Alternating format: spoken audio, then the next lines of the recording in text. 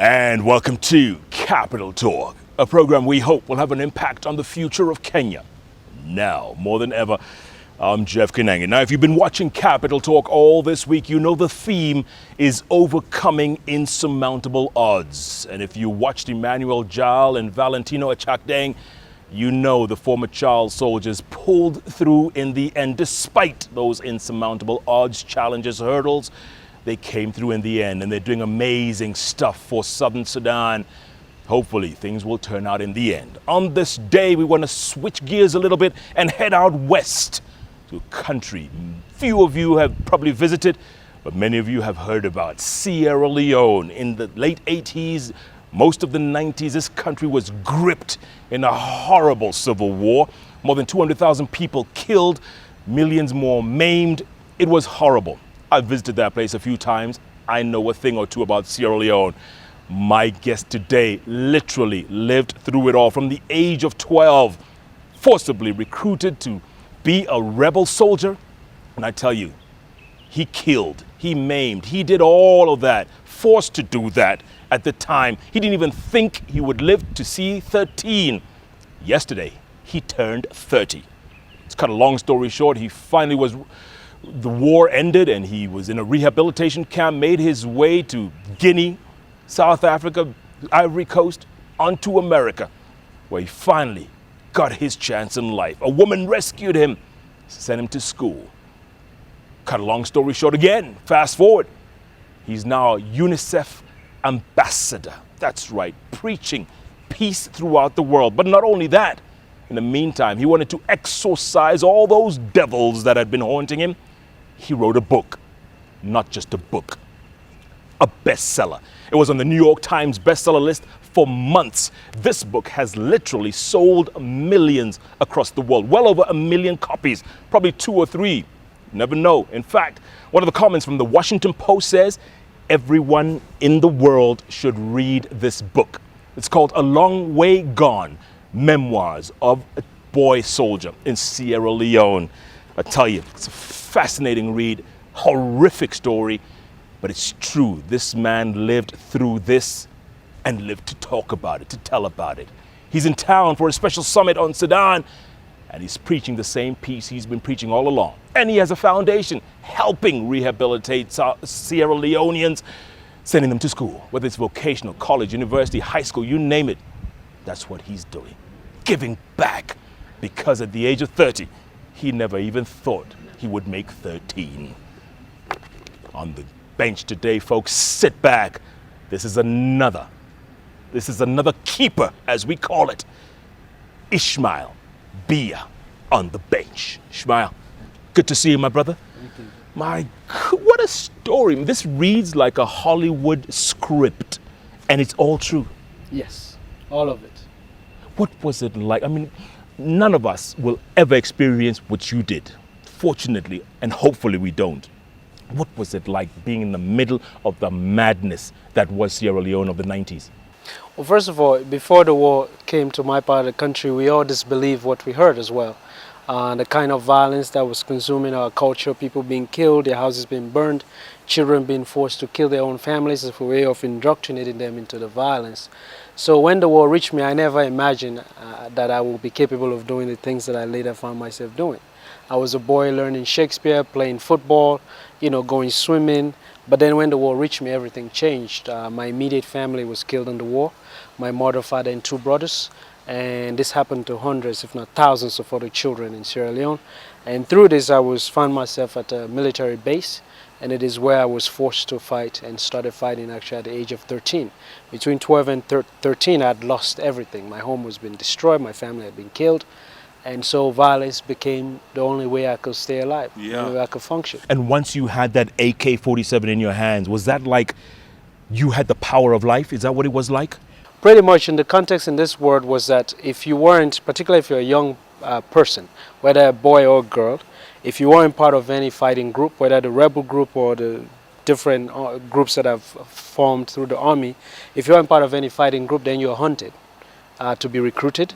And also everyone feared you, whether you were a soldier or not, because people had seen what young people who had been forced into incredible violence what they can do to their communities. When you came to a town as a young boy, as a young girl, everyone ran away from you. So imagine you're 12 years old, you come through a neighborhood, people run away. So becoming part of a group or being indoctrinated into it became the new family. It became a way to have a power. It became a way to find food, to find shelter. It became a way simply to stay alive. But to stay alive also required taking other people's lives in the context of war. And what was that like, Ishmael? What was it like killing somebody? Did you feel anything at the time? It is very difficult. I think some people may have fascination about it, people may think about it, but when it happens, it changes your life forever. Because it stays with you, it torments you. And I could feel that I was descending into a darkness that I didn't think was my nature at all. I began to have nightmares, flashback. I was very irritable. But as time went on, this became so much part of my life that I even lost the ability to exercise human emotions such as crying, having pity, caring for somebody. None of those things I could exercise any longer in order for me to function in this kind of madness. Yeah. The Sierra Leone of the 90s, many Kenyans probably have no idea what it was like, but I was there in January 6, 1999. You had left the country by then. But it was complete madness. When you see people burning down the town that was built over decades, burning it down, that made no sense at all. What was, I mean, in your time, is that the scorched earth policy? Is that what it was like? Just go and burn everything? Well, the idea was that kill or be killed. Because Sierra Leone at some point became a place where if you didn't have weapons, you weren't going out to shoot other people, to fight for the ammunition that you needed to everything. Somebody else was coming after you for that. So you couldn't ask any questions. And what you have to realize that it was Sierra Leoneans against Sierra Leoneans. So it was us against each other. So we were fighting other groups that also had children like us. And the idea was also, particularly the group that I was in, if you had a base, you wanted to make sure that all around it there was nothing existing around it so that other people would not ambush you or attack you. So if you lived through a town, you attacked the town, you killed everything that moved. The only people you captured was those that you can recruit, or those that could carry your load for you, or those that could perform services such as cooking, which is women and girls and all of these things. Otherwise, you kill anybody who resisted. The more violence you committed, the more it showed your loyalty to the group that you were fighting for. This was the madness that we were in. You know, so you can imagine as a young boy, that became your life. If you didn't commit more violence, then people thought your loyalty was questioned. Yeah. So everyone tried to live up to that expectation by, committing more violence. And then that horrific thing that the Sierra Leoneans were doing, amputating, right? The cutting off people's arms. How did that come? What was all that about? Well, the idea came about was that, they didn't want people to vote for a government that was in power that kept being overthrown, which was the Kaba government. So the idea, which again goes to show you how madness is so irrational, was that if you cut people's hands off, then they won't vote. But nobody ever thought, what if that person wants to vote for somebody else? Not the government necessarily that you're against. Yeah. So people's hands were chopped off because of that. And literally people will be put together and they'll put your hand on a mortar or on a stick, on a stump, wherever, and with a machete. Oftentimes the blades were not very sharp, so you can imagine the agony and the pain. And of course they cut it out. And it will take like maybe 2-3 swipes or something, right? Take 2-3 swipes. If those who were lucky were the ones who, if you met somebody who was chopping your hands off, who had a sharper machete, then you were lucky. That's how the level of madness was. And if somebody had a dull machete, then you were in serious pain. And then there was sometimes there would even be a choice. They would ask you, do you want short sleeves or do you want long sleeves? And no, short sleeve would be they chop it at the elbow, right? Yes. And then long sleeve closer to the palm. Yes. And those were more, as the violence went on, people were given mandates to carry out violence, and they came up with other ideas of how they could implement that violence. There were during the war, there are various kinds of things like that. There are even things that were called Operation No Living Thing, which meant that if you go out, anything that moves, you shoot. Everything? Everything, which means Operation No Living Thing, which means anything that moves, you shoot. So it didn't matter whether it was an old person. Now you have to imagine this was a culture where, as a boy growing up, you could not even raise your voice to somebody who was older than you. And now you can imagine where as a young boy you have this weapon and you've been in this war for 2-3 years or more and it's just been shooting at anybody. And also the idea was also when you join these groups, if you didn't do what you were told, you will get killed. And in the beginning, that was made clear while you were training. They will ask you to shoot people or to, use a bayonet to kill people as a way to practice. If you resisted, you were shot. So when you saw that as a young boy, you realized that your life depended upon what you did when you were asked. Yeah. And you didn't know how to get out of it, because most of us, we started traveling around our own country because of the war. Prior to that, we just stayed in our own area, so we had no idea where we could go for safety, really. Right. Like, for instance, you never even knew what the capital was like or where it was, right? Yeah, I came to the capital city because of the war. I had never been there since the whole time I grew up in the country. I was not familiar with the people who were in power, but yet I was engaged in a war that what they had done had brought about, Ishmael, how does someone survive something like that? I mean, the demons must have been haunting you for years. It took me many, many years before I could even speak about it to anyone. For many years, I never said anything about myself. I just introduced myself, and if anyone asked anything beyond that, I would not say anything. It took many years. When I came out of the war, I spent 8 months at a psychosocial center just to learn how to function. I didn't even know how to sleep anymore. I'd forgotten how to do that. I had to learn how to sleep. And when I started sleeping, I began to have serious nightmares. So it took a lot of years and a lot of work, a lot of drug therapy, because we also took a lot of drugs during the context of the war.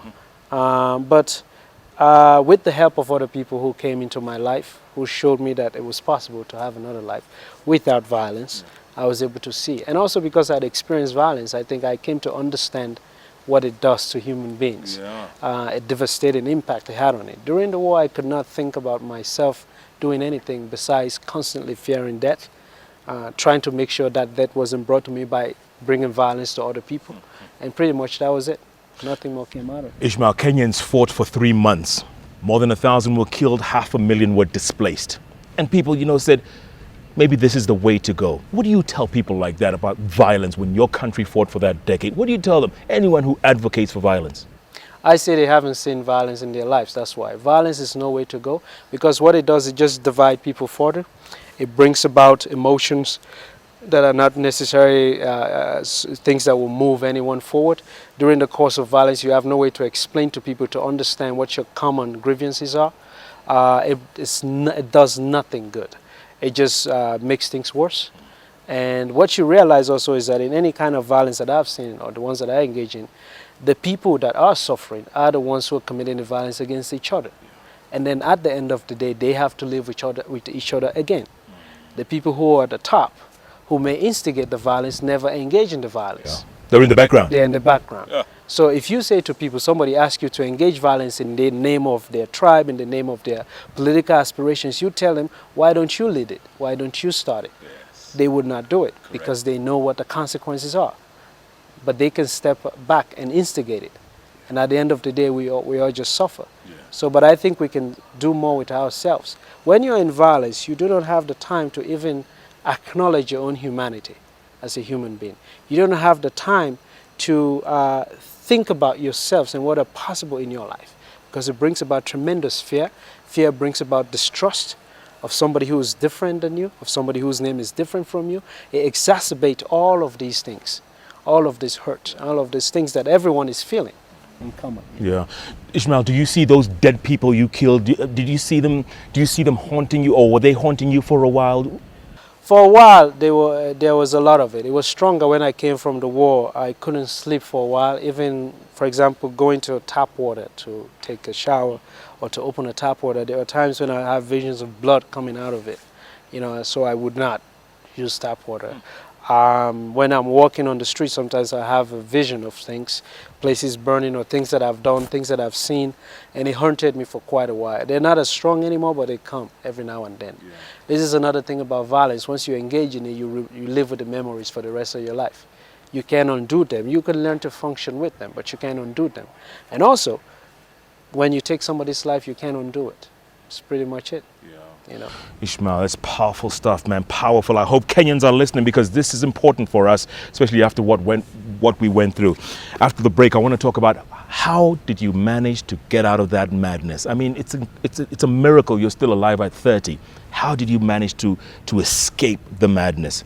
To going to America, becoming a UNICEF ambassador. I mean, it's fantastic. Your foundation, I want to talk about that and what you're doing. And also, a long way gone. I hear you're working on another book. And also, could this be a movie? First, let's take a break. My goodness, folks. You need to read this book. Go to Yaya Center, Bookstop, talk to my friend Chand. He'll get you this book. It's called A Long Way Gone. Ishmael Beah. I tell you, this young man has been through hell and back, and he's talking about it. He wishes this on nobody, not even his worst enemy. What Sierra Leone went through for that decade or so, he was smack dab in the middle of it all, and he's lived to talk about it. What a story, what a guest, what a survivor, folks. Don't even think of going away. The Bench is back in a moment.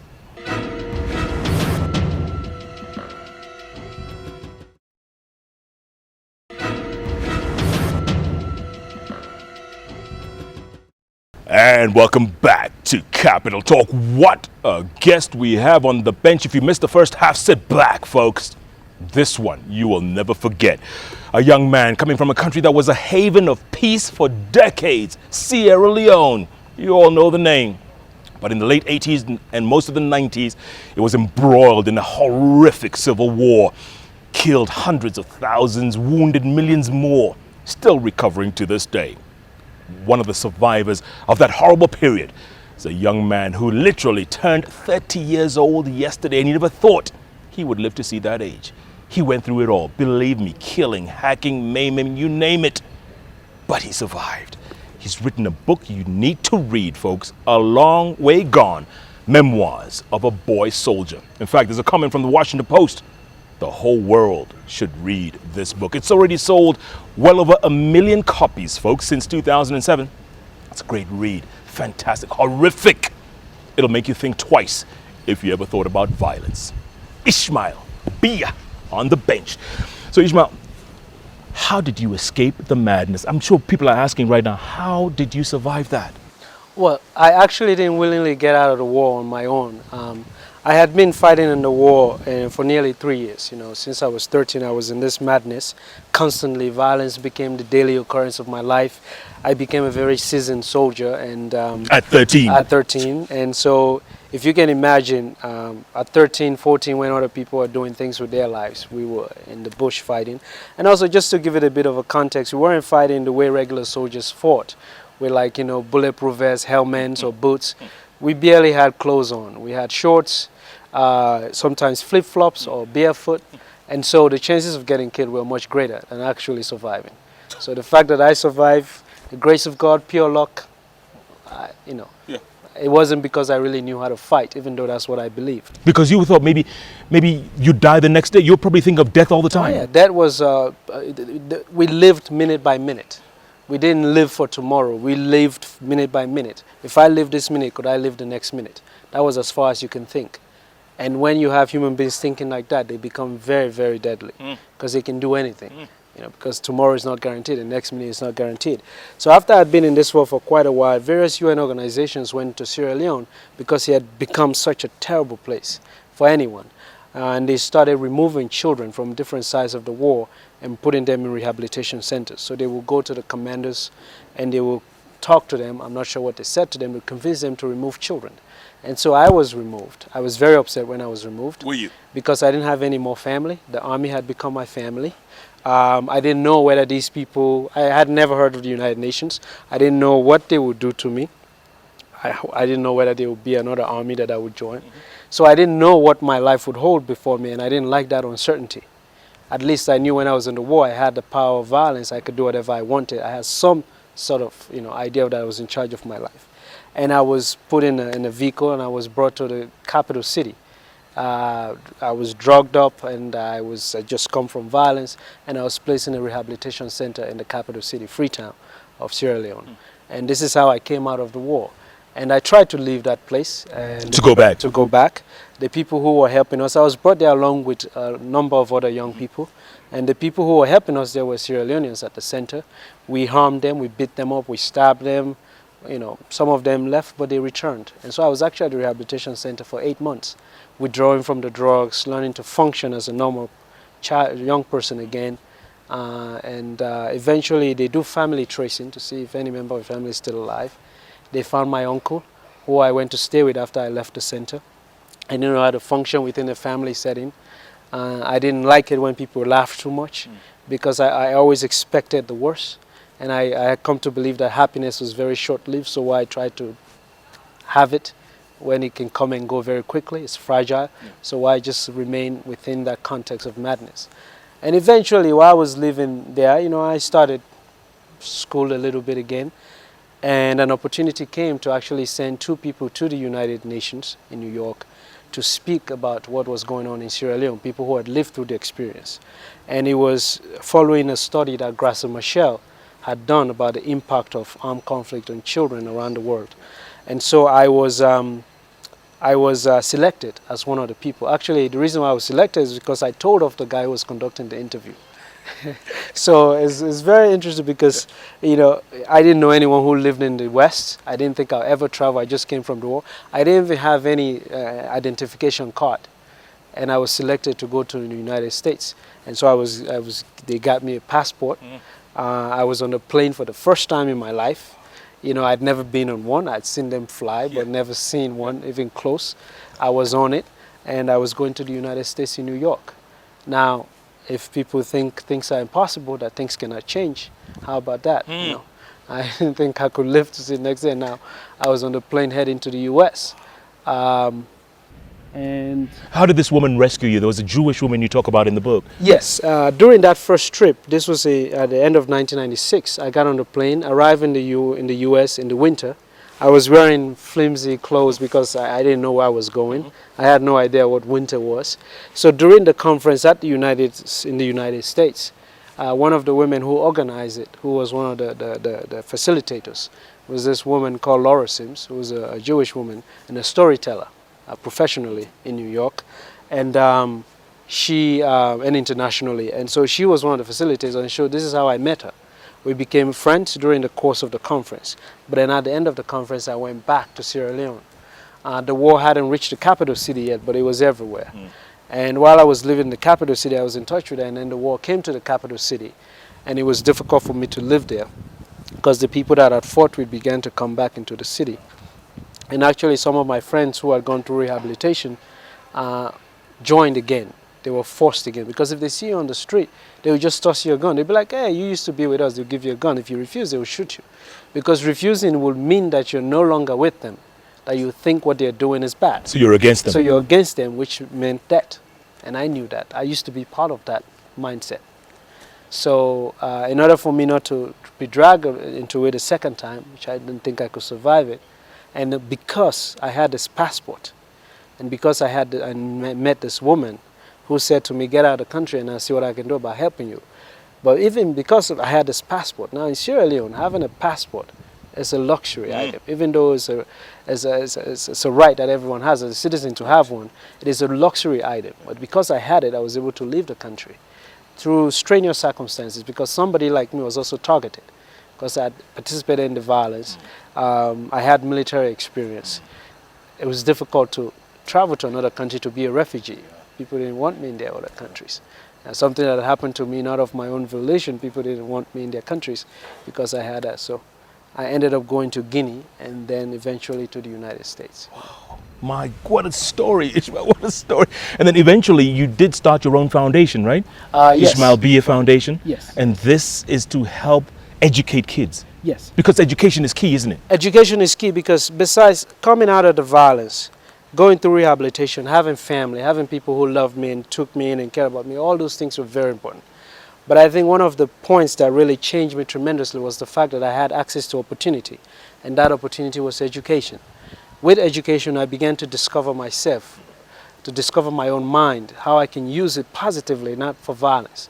I'd learned how to use it for violence very well, and I knew that, but that didn't serve me very well at all.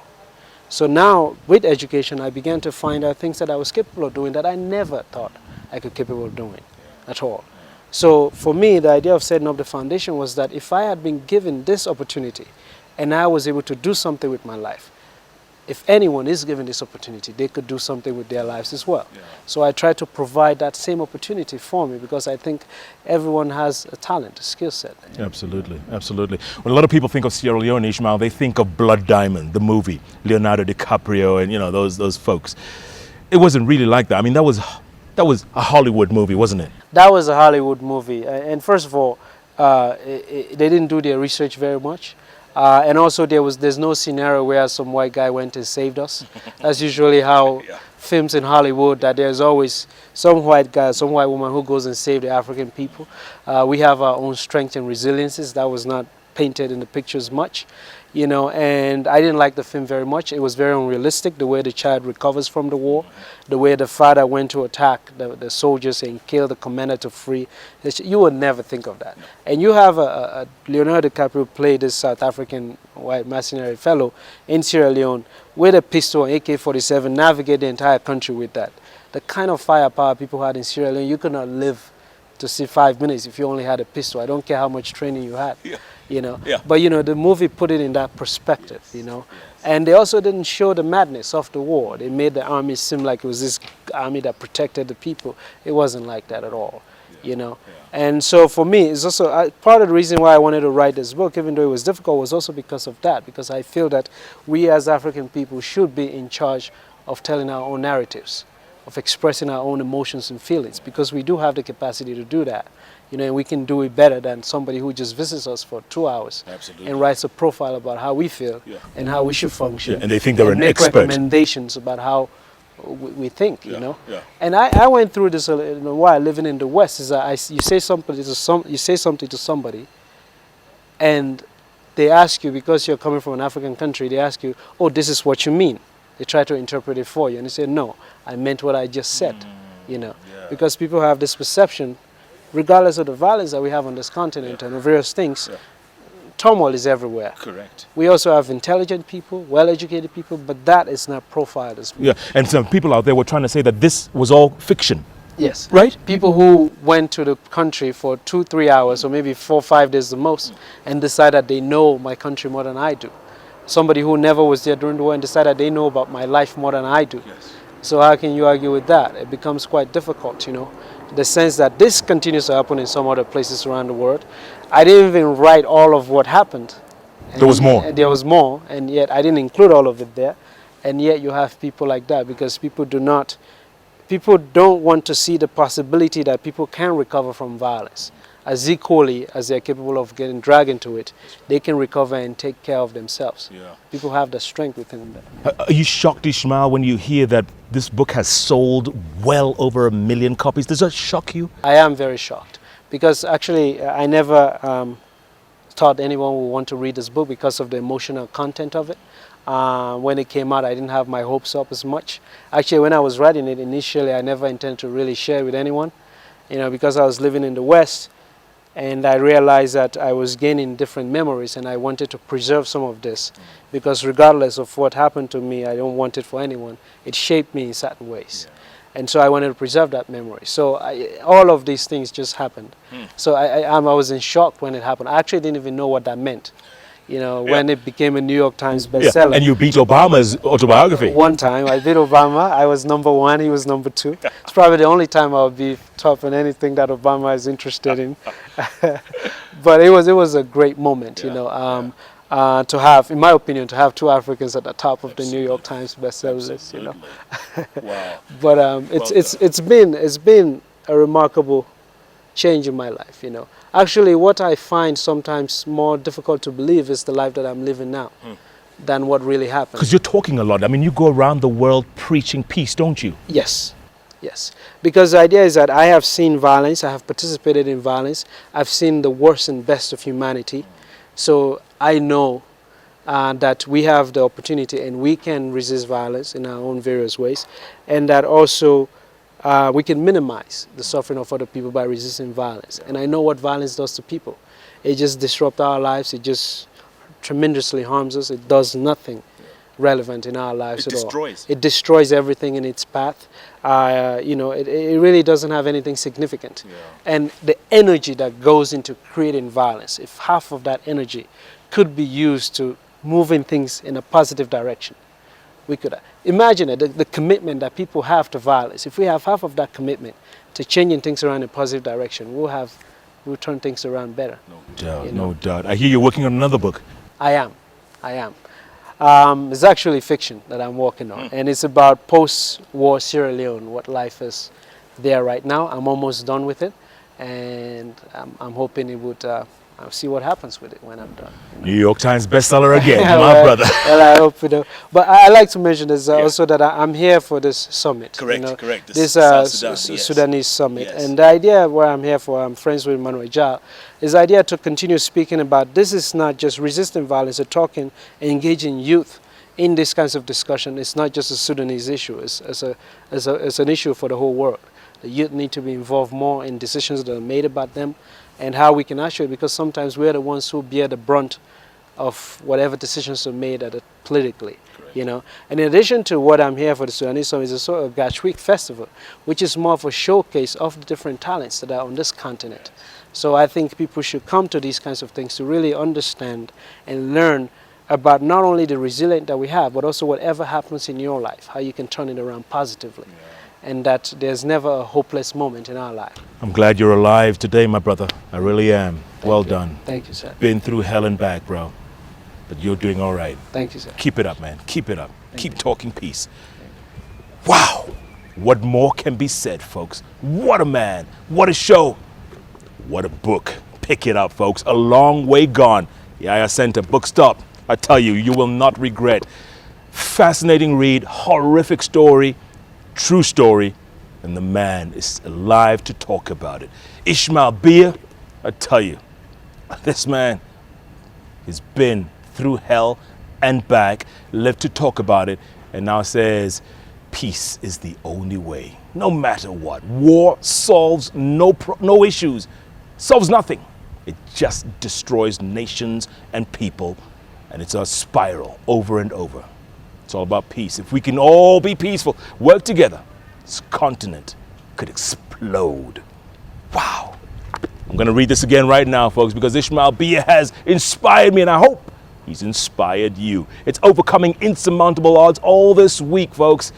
I tell you, if you get a chance, go to that South Sudan summit. It's taking place right now, and the Gachweek Festival in early December. These folks are shaping the future of this continent. You cannot find guests like Ishmael Beah anywhere else but right here on the bench, on the award-winning station, K24, where we are, even in times of overcoming insurmountable odds, we are all Kenyan. All the time. Yeah, okay. Well Thank done, you. brother.